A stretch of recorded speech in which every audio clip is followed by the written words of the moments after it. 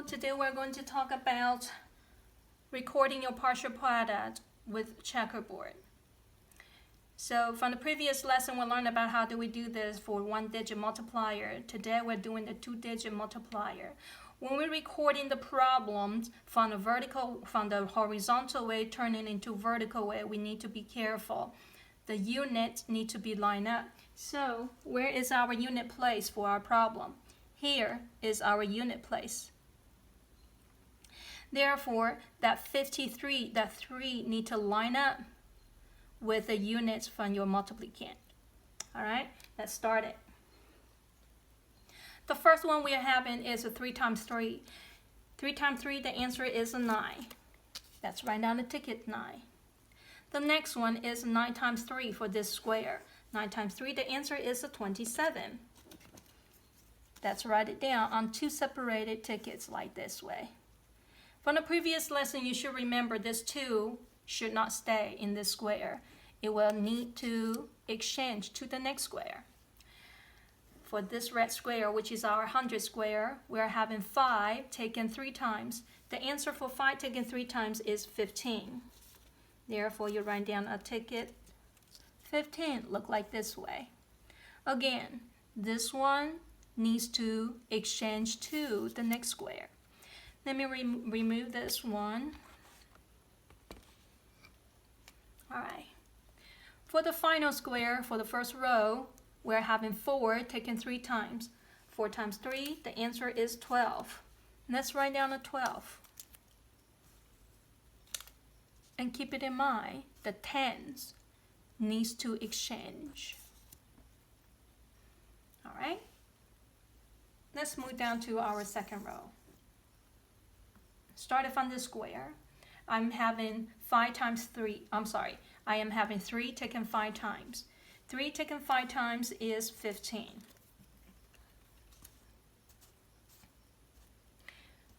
Tens exchanged. 9 taken 5 times. The answer, 45. 4 tens exchanged. 5 taken 5 times, 25. I am looking for my 25 tickets. Okay, 25. 2 tens exchanged. This one, 4 taken 5 times. Answer, 20.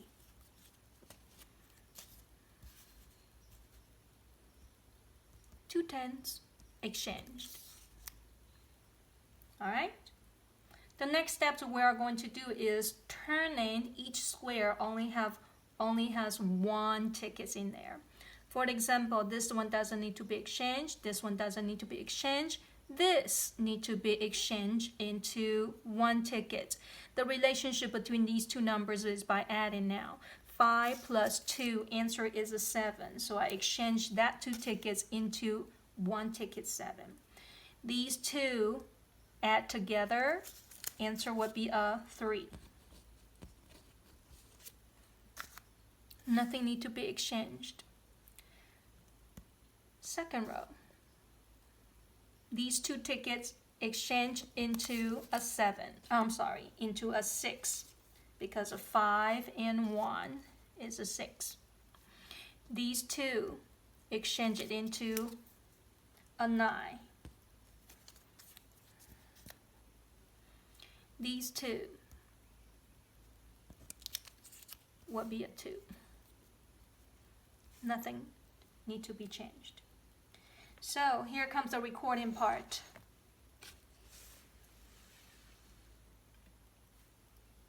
I'm going to use the blue markers to show you. We have started to recording from our unit square, and this is my answer for my unit square. Where is my units on my problem? Here. That is where my units is. So that's why the first number, the first answer I need to write down is over here. That's a 9. Followed by 7 tens. Go with this way. 7 tens. Next one, 700. Next one, 3,000. Next one, 1/10,000. I complete the first row. Now I'm going to start to copy down the answer, my partial product, for the second row. However, I do notice that my second row started with the blue square. You do remember the same color squares has the same value. So that blue square is not the unit. That blue square is a tens. So my second row started from the tens, which means I do not have units at all. Therefore, I am going to put a 0 at my unit place to hold the space. Reasons? It is a tens. It's not a unit. That's why there is no unit. I'm using a 0 to hold the space. Start copying. This is my tens, 5 tens. Remember, units and the tens. So the second row copy down over here. That would be my tens. The next one would be 600. By the color, you know that is 1,000. So that is a 9,000. 2 10,000. 2 200,000. Now, once I finish this part, what I need to do is add them up together. But I need to draw the line first to separate. This is my partial product. This is my problem. Underneath, that would be my answer. So with the materials, I will check it with the materials later. Right now, I am going to use my red marker to show what is the answer. 9 plus 0, the answer is a 9. 7 plus a 5, together that would be a 12. Just like the regular addition we're doing, when you're having a 12, I put 1 exchanging over, 2 stays down. For these three numbers together, a 1 and a 7 and a 6 together, answer will be a 14. And I write down my 14 like this way. 1 exchanging over, 4 stays down. For these three numbers together, a 1 and a 3 and a 9, add together, answer will be a 13. And I write my 13 as 1 exchanging over, 3 stays down. The next one will be these three numbers, a 1 and another 1 and a 2. Together will be a 4. I don't have anything up over here. I just have a 2, so I simply bring that 2 down as part of my answer.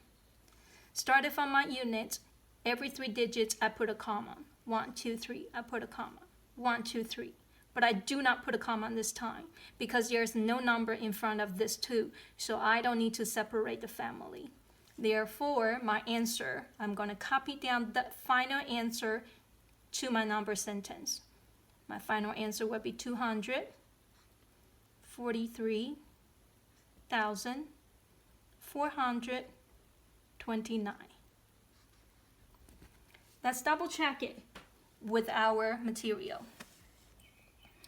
For the checkerboard, what we do right now is we are going to slide down the number. The same color squares have the same value. Therefore, we slide them down together to the bottom row, which is our first row. Now, consolidating the tickets. Nothing needs to be exchanged. These two need to be added up together. 5 plus a 7, answer a 12. Again, the tens do not stay. The tens needs to be exchanged. 3 of them together, that's a 7, that's a 14. So I'm exchanging to the 2 tickets, look like this way, 14. Do not stay, needs to be exchanged. These 3 together, answer is a 13.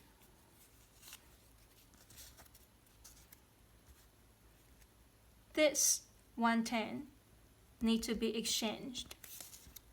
So I exchanged that 110. Those 3 tickets together, answer is a 4. I completed. Let's check with our material.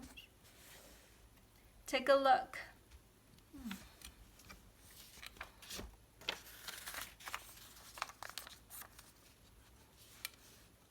Do I have a 9 as a unit? Yes. 2 for tens? Yes. 4 for hundred? Yes. 3 for thousands? Yes. 4 for 10,000s? Yes. 2 for 100,000s? Yes. And I complete. That is how you're recording your partial product.